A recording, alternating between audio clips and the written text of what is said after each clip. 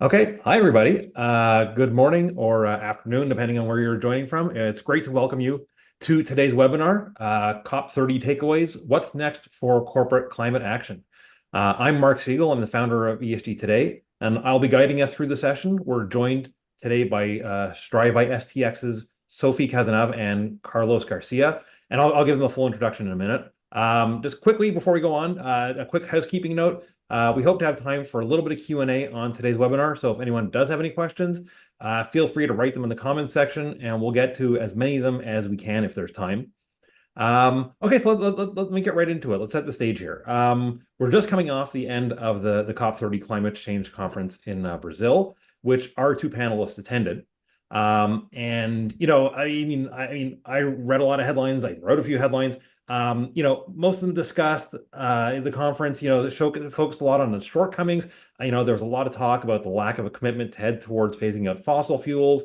And of course, we'll discuss that. But the conference is it's so much bigger than that, and has outcomes that extend well beyond just the bold print headlines. And these all have really significant implications for companies. And that's exactly what we have our expert panelists here to discuss with you today. So let me get to the panels then. For just quickly, for those not familiar with Strive by STX, they're the corporate climate solutions arm of STX Group, created to help companies act on their decarbonization goals through real market mechanisms. And I'll just go straight in in the interest of time, straight into our panelists themselves. First, we have Sophie Cazenave, Senior Public Affairs Director, who leads corporate engagement on climate and energy policy at STX Group. Sophie has over a decade of experience in sustainability and adequacy. She bridges regulations and market-based solutions. Before joining STX, she led the policies and clean growth team at the UK Department for International Trade in France and served as a liaison officer at COP26. So welcome, Sophie. I'll say hi quickly. Yeah, hi. I Thanks. won't cut the flow. Thanks. And next is Carlos Garcia. Carlos leads global policy and commercial strategy for methane markets at STX Group. With experience across Bloom Energy, Harvard, the City of Boston, he works at the intersection of environmental policy, energy markets, and climate justice, bringing commercial execution and policy design to advance credible, high-impact market solutions. So, hi, Carlos. Hey, good afternoon, and good afternoon to everyone online, or good morning, wherever you're calling in from. Thanks. Okay, so let's kick it off. Now, Sophie, actually, I think you might be able to offer us a really kind of cool perspective because this was your first COP, I think, that you Yes. attended, and Yes, it from was. that perspective, you could say, what were the expectations going in for you personally, and how did it compare with what you thought?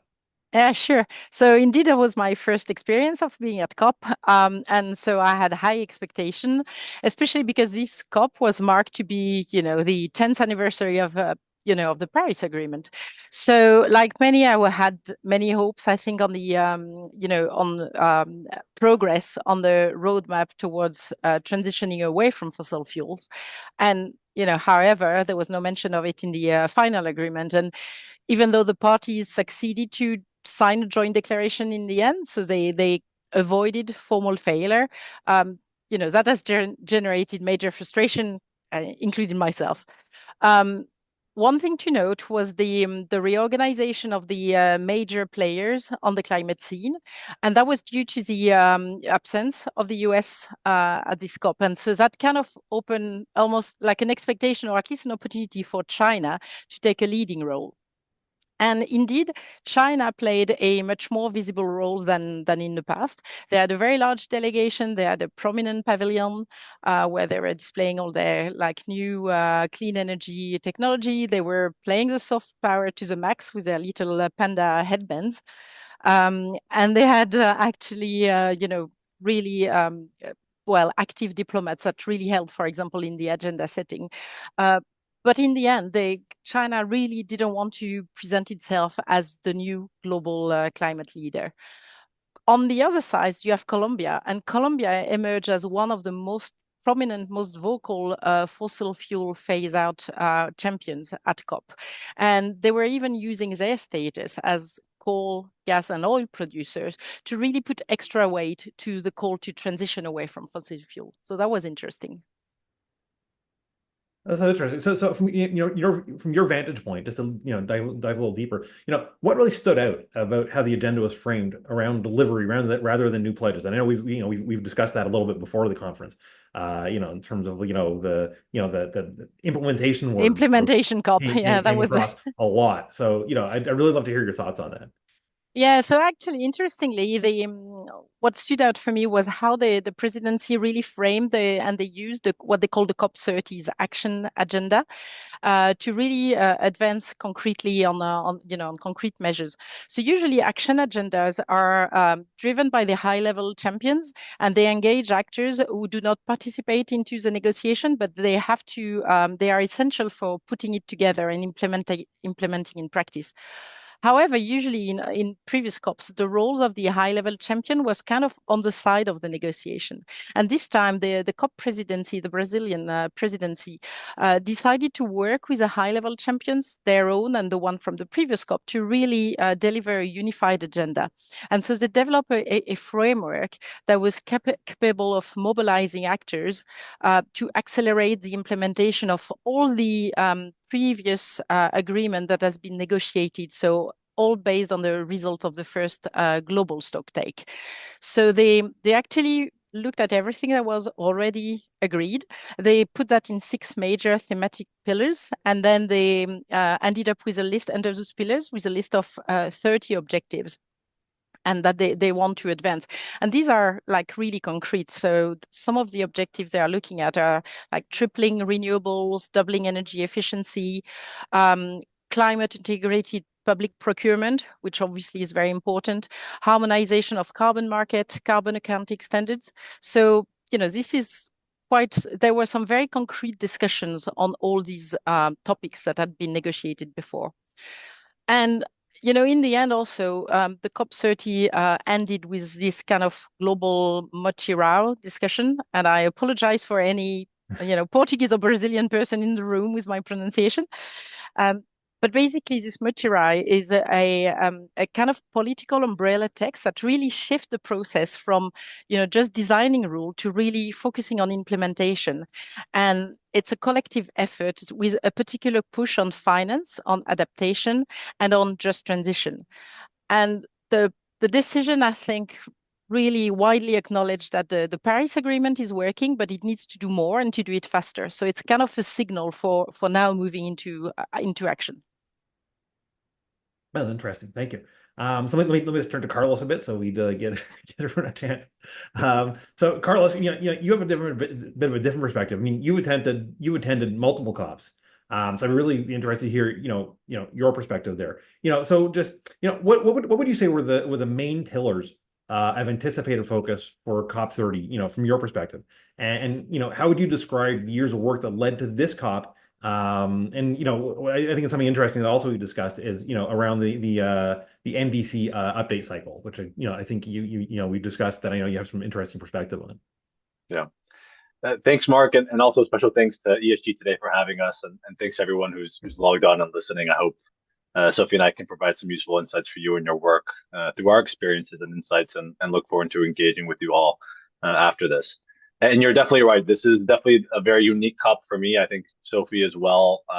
Some of the main highlights for me were, of course, part of the blue zone being set on fire and being evacuated, to having protesters actually breaking into the COP, and they're having to shut down the blue zone for a while. So this is definitely a unique COP in many different ways, and one that I think will be very memorable. But yeah, going into your answer, coming into COP, I think there were expectations that really rested on 3 pillars.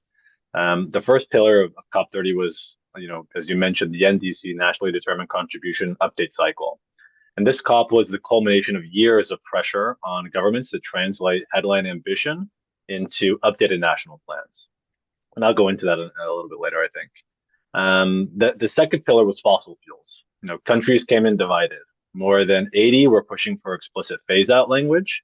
And again, more than 80 were also opposing it. And so everybody expected a decision on whether supply side action would finally be reflected in the UN process. And because of that, there was definitely a lot of tension in the air in the negotiations. The third and final pillar, and maybe one of the most important now, as it's an implementation COP, was finance. Developing countries around the world wanted and were expecting outcomes on predictable capital flows for adaptation and resilience. And so they expected, a pretty strong sense of clarity on how far major economies would go to scale financing in a way that reflected their very real world climate losses realized and expected unrealized. And then talking about the work that went into the NDC development, the last few years of this NDC cycle was, and by my opinion, the most inclusive and technically intensive one we've seen. Over the past year, countries were preparing their NDCs through a series of global and regional processes, like the Global NDC Conference in Berlin in June, and the dedicated knowledge sharing workshop that we worked in Baku to support countries identifying capacity gaps, both hosted by the UNFCCC that hosts COP. And we even had an NDC 3.0 regional forum, very much so focused on Pacific and small island states that help technical teams align their NDCs with transparency rules, Article 6 expectations, and national development priorities. Throughout this past year, leading into COP, STX was also part of that broader ecosystem as we supported governments and international agencies on NDC alignment, market instruments, and MRV design, which STX is a leader on. An example, I was invited to the United Nations Climate and Clean Air Coalition's board members conference in Brasilia earlier this year to contribute to discussions on how countries should integrate methane and superpollutant strategies into their NDCs. So by the time that we arrived in Belém, the bar of expectation was pretty high. Countries were expected to come with updated plans that matched their science. But even with all that preparation, the UN analysis still placed the world on a 2.3 to 2.8 degrees Celsius pathway. And so that gap definitely shaped the tone for COP30 and set up the core question and tensions around fossil fuels, finance, and as Sophie mentioned, implementation. No, thanks, Carlos. So let's kind of like do a bit of a deep dive on just some of the some of the topics that we think that I think are particularly interesting around the COP. So let me start with Sophie. One of the high profile discussions centered on sustainable fuels. So what did COP30 actually deliver on that front? So indeed, there was a big focus on sustainable fuels, and it was not surprising considering that, Brazil is a leader on that topic. They had their first blending mandate in 1931. So that's that was innovative at the time. And what Brazil presented and launched at the Climate Leader Summit before COP was this Belém commitment for sustainable fuel, which is also dubbed as the Belém Forex Pledge. And basically, it's built based on the work that they did with the IEA, the International Energy Agency. And the IEA prepared a policy report that actually we participated into. So we're quite proud actually to see that it ended up into a pledge at COP. And this pledge really aimed to gather political support to quadruple the production and the use of sustainable fuels by 2035, based on 2024 levels. It includes biofuels, biogases, hydrogen and the derivatives, and all the e-fuels and the synthetic gases. And all of this to decarbonate the hard to abate sectors. And so far, 23 countries at my last count supported the pledge, including Brazil, Canada, Italy, Japan, the Netherlands, India as well. And to go back to the implementation topic, I participated in many discussions at this COP with the Biofuel Global Alliance, with World Biogas Association, during the Clean Energy Ministerial, where it was really, everybody was putting their head together to say, okay, we now have this pledge, countries are signing to it. What do we do? What kind of measure we need to put so that it works on, it really implements. And a good thing also is the IEA kind of committed to do the follow-up. And so they will report regularly on how we are on the pledge. So I think compared to previous pledges, this is one that you really see already the concrete plan behind it. Okay, great. And we can't avoid talking about fossil fuels because as much has been talked about, but clearly an area of focus on the outcome. So Sophie, we saw a really politically charged debate around fossil fuels. How would you describe the significance of what we ended up with which was a fossil fuel transition roadmap that Brazil committed to pursue outside of the UN process? Yeah, so I think it was actually, Brazil was really trying to get this mention of the transition away from fossil fuel in the core document, but in the end it saw that it was not going to succeed. So they decide to actually create this roadmap on the side of COP. Brazil is going to work with Colombia and the Netherlands, and because really Colombia and the Netherlands both government really stepped up to the plate, and they announced that they were going to run the first international conference on the just transition away from fossil fuel. It's a bit of a mouthful, but yeah, it's quite an important conference. It will be held at the end of April in the port of city of Santa Marta in Colombia, and this is a city actually where there is a lot of coal transiting, so it's actually quite a symbol. And the Pacific Nation have already agreed and committed to organize a second event after that. So um, alongside this conference being announced, there was also a Belém declaration on the just transition away from fossil fuel, which is currently supported by 24 countries. So that also shows that the willing are working together, and they want to develop some concrete roadmap and setting like minimum level of ambition, at least, that should guide a just transition plan on the international level. And Brazil said that they are working on this roadmap outside of the UN process, but they will want to reintegrate the roadmap back into this UN space at COP31. So I think it's kind of, instead of, just saying, oh, this is block, we can do nothing, this is quite a concrete way to try to advance on that. Thanks. Carlos, adaptation finance, climate finance saw a lot of movement at the conference. Can you walk us through, one of the things that really stuck out, which is the tripling of adaptation finance and the broader target to mobilize at least $1.3 trillion a year? Yeah, you definitely mentioned it, right? So the finance outcome really had two major components. The headline was definitely the tripling of adaptation finance by 2035. And while the commitment is not binding yet and really lacks a baseline, the important thing is that the political signal matters because vulnerable nations have been clear that adaptation is underfunded relative to the actual level of climate loss that they're facing.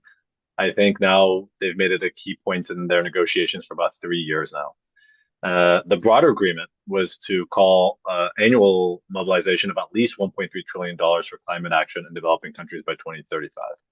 And so that aligns with the shift in the Mutirao decision itself.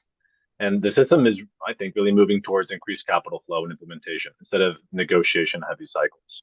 For companies, this scale of finance, I think, really means more pressure to demonstrate resilience, disclose physical risk, and align CapEx with climate outcomes. Okay, and you've clearly got a focus on methane, and you mentioned it in your comments earlier. Methane super pollutants really had a strong presence at the COP. What do we understand about the super pollutant country action accelerator and the new momentum that we're seeing around methane? Yeah, I mean, this COP definitely reinforced that methane is the fastest lever to slow warming. We call it the emergency handbrake for climate change.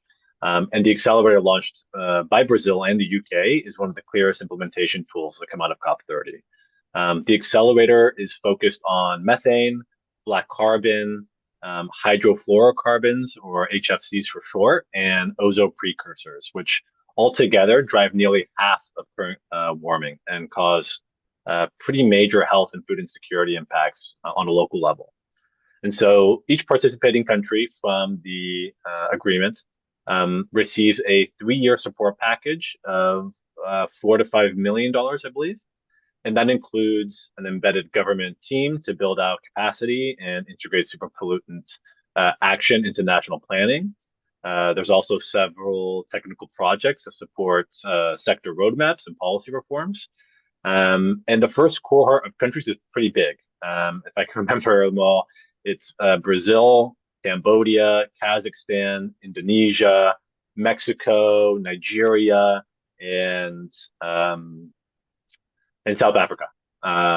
All very major countries in terms of methane emissions, especially when you look at Brazil, Kazakhstan, Mexico, from energy to agriculture.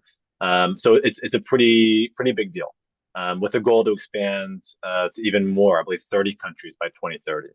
And so the broader momentum reflects, I think, a really clear shift, right? The global methane status report, which was also released during COP30, confirmed that a 30% cut by 2030 is still achievable because the top mitigation measures can deliver up to 80% of needed reductions. And at the same time, the UN's own International Methane Emissions Observatory, IMEO for short, their measurement data expose how far reported inventories diverge from real emissions. Including, for example, offshore facilities emitting 3 times more methane than actually estimated. And so again, for companies, this reinforces that methane, along with other emissions, but methane is becoming a core compliance and financial metric, and countries will expect empirical data, and the pressure to demonstrate measurable reductions is only going to be strengthened from here. Okay, great. So let's get to, what I'm sure our audience is, really focused on, which is, the corporate implications coming out of COP30. So I'll start with Sophie. And I'm sure this is where a lot of our questions are going to come from as well. Just, side note, if you have any questions, feel free to put them in the comment section. We'll get to them when, as much as we have time. So Sophie, given the push for sustainable fuels and the political dynamics around harmonizing compliance mechanisms, what should companies understand about the opportunities or shifts coming out of COP30? Yeah, so as I mentioned, there was this Belém 4X pledge and a lot of discussion on implementation. And basically, all these implementation topics rotate around creating predictable demand, harmonizing the standards, the fuel standards across the region, and building infrastructure for the delivery of these fuels and the production and delivery, and also trade corridors.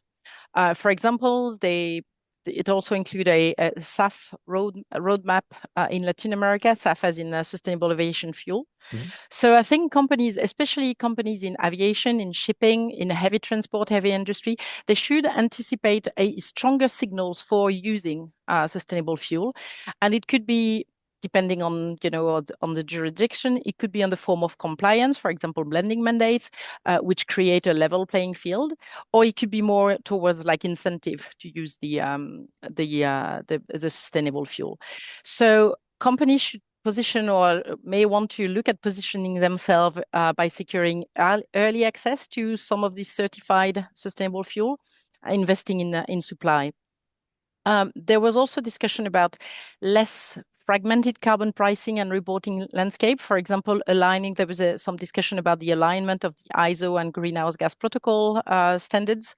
And that will allow company to, really do their accounting using one internal carbon accounting policy that can really stand up to scrutiny, whether you use it in the compliance setup or in voluntary context. And we know this is something that corporates were asking for. And this kind of global convergence between the compliance and the voluntary markets as well, and the supporting agreement on the accounting rules will really tighten the integrity expectation, but will also facilitate, open clearer routes for finance to flow into these decarbonization, and also create cross-border demand. If you have the same accounting rule in different jurisdiction, it's much easier to have cross-border demand and supply. Okay, and Carlos, I want to ask you something that I know our audience is really interested in as well. You mentioned that COP30 marks a clear shift toward data integrity. What does that mean for companies, particularly those in energy, agricultural waste, or other industries, all those industries that rely on modeled emissions rather than empirical measurement? Yeah. Yeah. So both the Declaration on Information Integrity and the Mutirao decision well, they really push the systems towards verifiable outcomes, right? That means that companies relying on modeled emissions or generic factors, infrequent reporting, need to shift to empirical data. For methane specifically, measurement-based inventories are becoming the new standard because the gap between reported and measured emissions, as I mentioned, are too large now to ignore, especially as we have larger instruments like satellites coming online that really can point to those larger super emitter events and the discrepancies. So to that end, again, the UN's IMEO is building tools that will make those discrepancies visible across borders, literally. So for companies in energy, as you mentioned, or agriculture, waste, heavy industry, this shift creates direct compliance and financial exposure. Investors and regulators and major buyers will expect empirical data and not estimates. And this is, to highlight some of the work that we're doing. Under the EU methane regulation, we've been developing market infrastructure that connects verified methane intensity to recognition in contracts and certificates. That's the idea. The idea of the market is very simple. If companies measure their emissions accurately and improve performance, that verified improvement should carry market value. This is the foundation of the methane market design we're building for the world, for the EU methane regulation. It aligns directly with the implementation era of COP30 that has now been unavoidable. Okay, and what do you think COP30 signal about the continued role of environmental markets, and in where in terms of delivering decarbonization? Yeah, I think COP30 made it clear that markets remain one of the only tools that can deliver measurable progress while long-term infrastructure builds out. As Sophie and you mentioned, we saw no binding fossil fuel roadmap, and the ambition in NDC still undershoot what science demands. So in that environment, environmental markets continue to serve as the mechanism that converts verified outcomes. And I think the key term there, right, is verified, into something that can finance future abatement. That includes carbon credits, EACs, SAF certificates, and soon methane-linked instruments. And so the system is entering a phase where performance and traceability matter, and where markets are most effective in turning clear, verified data into financial value. That's, I think, where we're going to see a lot of the conversation heading. Okay, great. So, before we get to Q&A, I'd really like to hear your thoughts, in terms of, what we can see looking ahead. Let's say, like, looking ahead to next year's COP, for example. COP31 in Antalya will have really interesting structure. It's going to be led by two fossil fuel producing countries. So that's interesting. So, Sophie, what dynamics do you think companies and policymakers should expect in that environment, given what you saw this year? Yeah, indeed, as you mentioned, this is going to be an interesting setup, having Turkey kind of presiding the COP, and running the event, but then Australia, being the president of the negotiation. So it will, we'll have to see how this work. I think if you look, these two countries are, big oil and gas producers, so they will obviously want to, they will want to use COP31 to highlight their own net zero ambition. So Australia by 2050, Turkey by 2053. However, they will obviously face the pressure from their own countries and from their own group about, from fossil fuel producers.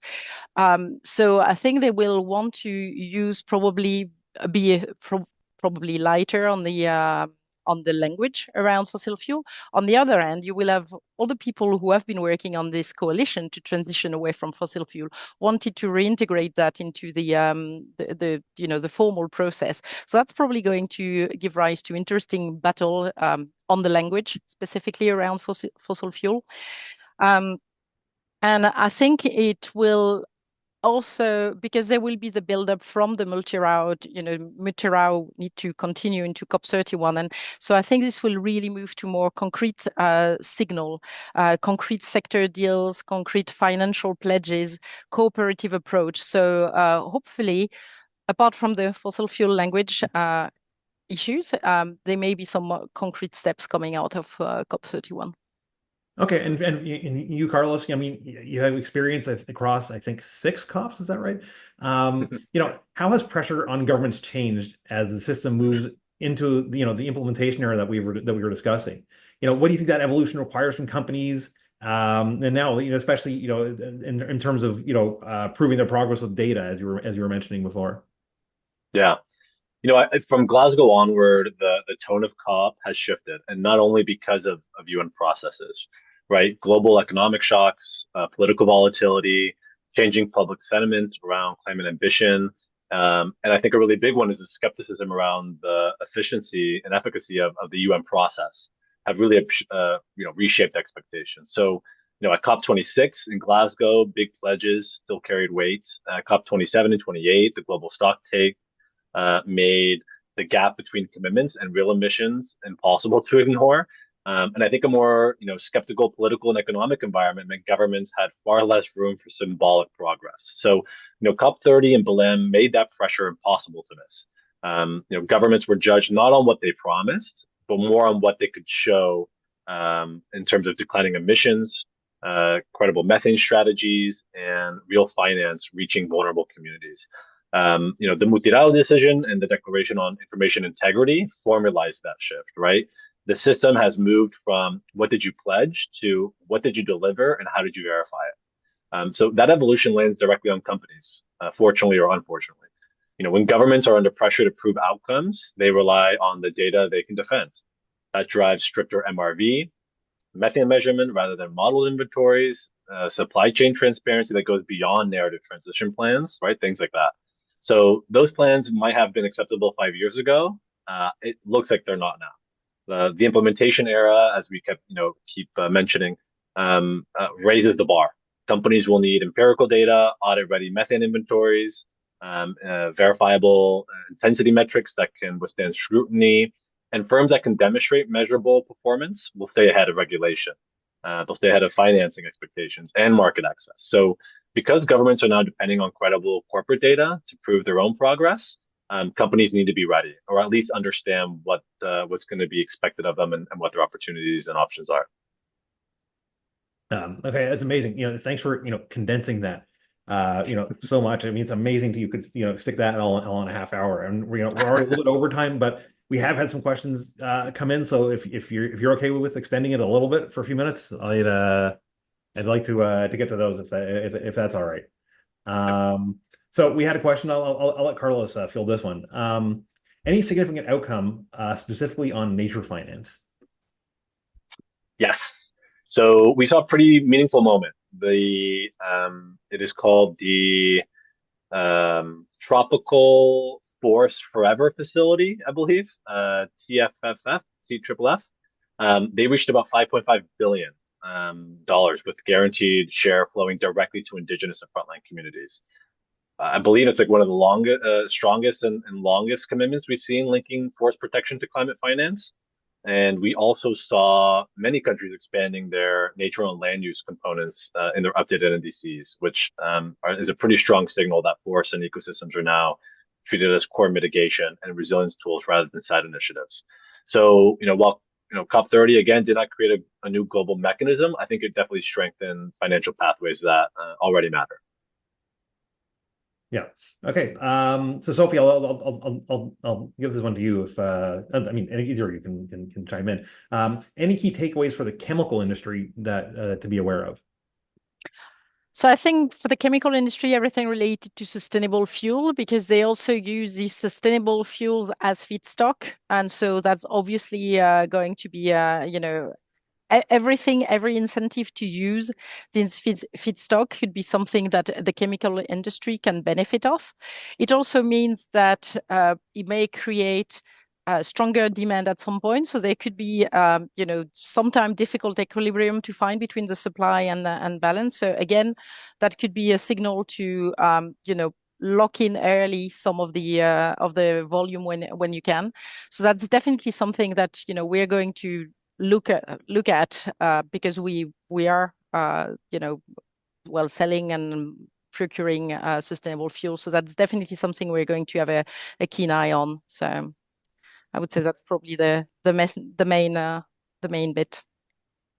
Okay, and Sophie, this might be interesting for you also. So looking ahead, what is the significance of the 2026 conference on the just transition hosted by Colombia and the Netherlands?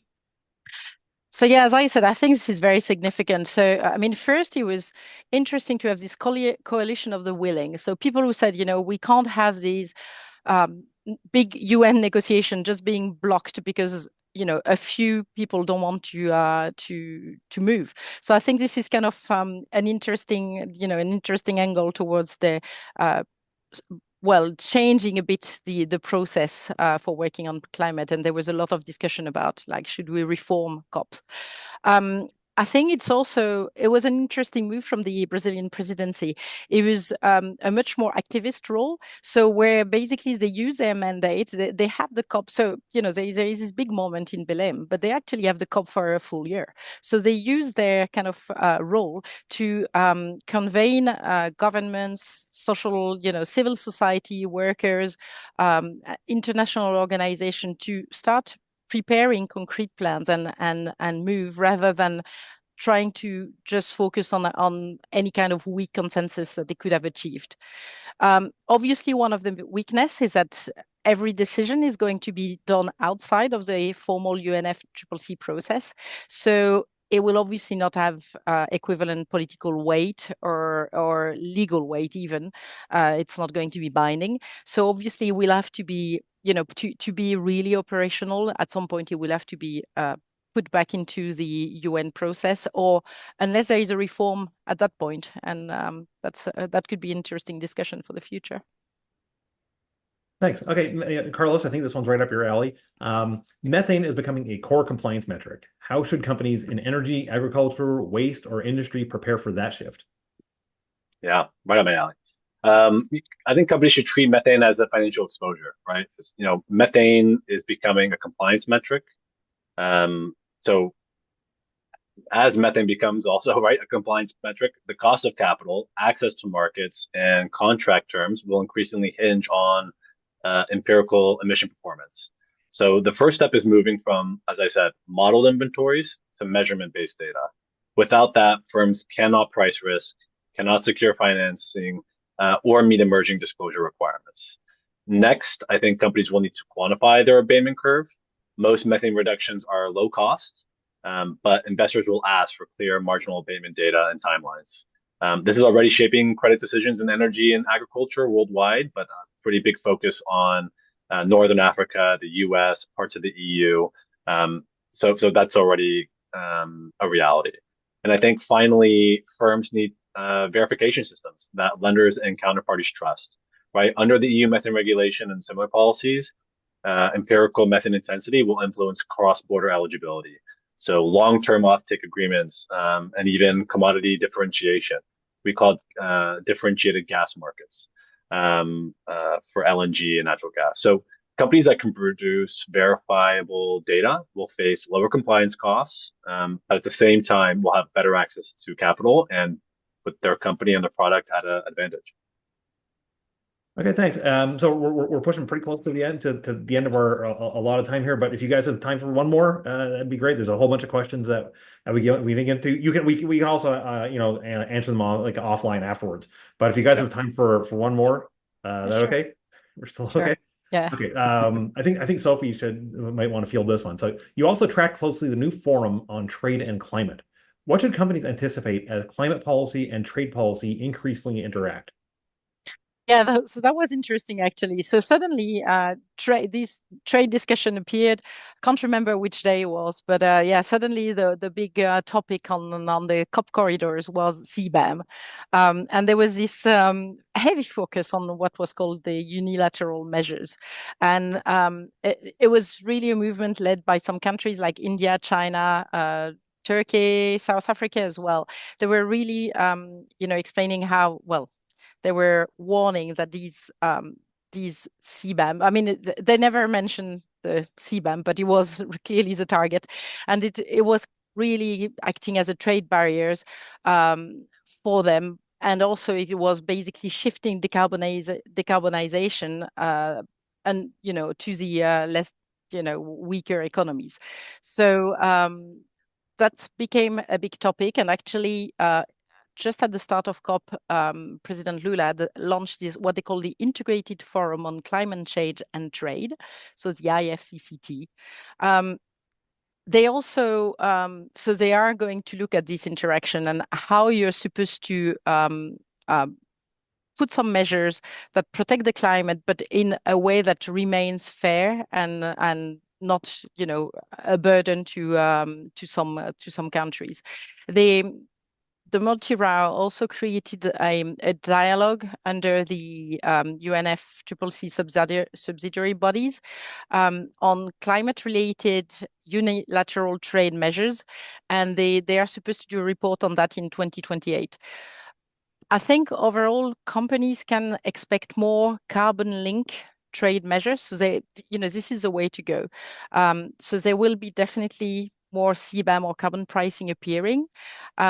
There is also a rising, something that Carlos mentioned actually, rising expectation on proper verification of embedded emission data, but also looking at fairer design of CBAM and also looking at where the money generated, for example, where is this going?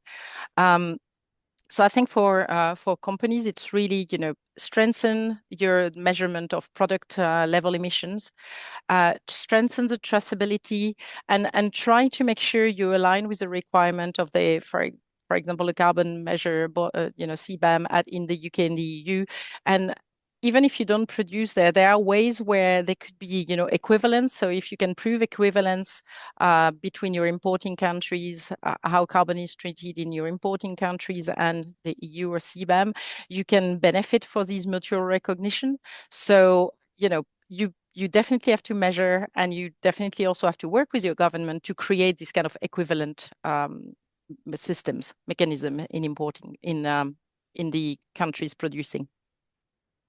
Okay, thanks, Sophie. I think we're gonna have to wrap it up. We're really pushing against the our time here. Though, we got so many questions, we could probably keep going for another 45 minutes.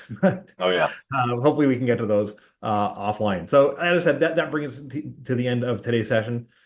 Sophie, Carlos, thank you again so much for just a fascinating discussion and for distilling what must have been just a massively overwhelming experience into a half hour, so we can all just just That's digest exactly it how so it felt, easily. overwhelming for my first one. Anyways, thanks again for joining, and thanks to all of you for joining in the audience. We'll send out a link to everybody who joined with the recordings of today's webinar, which will also be available shortly on the resources page on ESG Today. So that wraps it up. Thanks everyone, and I hope everyone has a great day. Thank you. Thank you very much, Mark. Thanks. Thank Bye. you all.